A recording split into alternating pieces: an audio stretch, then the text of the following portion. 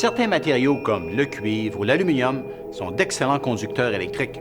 Si je prends cette tige de fer et que je lui applique un courant électrique, ça passe. Maintenant, je prends une tige de verre, j'essaie d'appliquer un courant électrique, ça ne passe pas. C'est un isolant. Qu'est-ce qui crée cette différence? Le courant électrique, c'est le passage des électrons d'un atome à l'autre.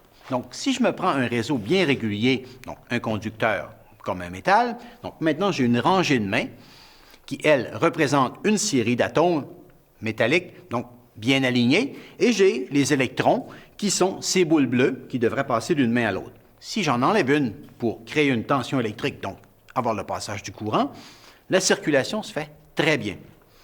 Si maintenant, au contraire, j'ai un réseau désorganisé, donc typique du verre, donc un réseau désorganisé, et maintenant, on essaie d'appliquer une tension pour voir si le courant va passer, c'est beaucoup plus difficile.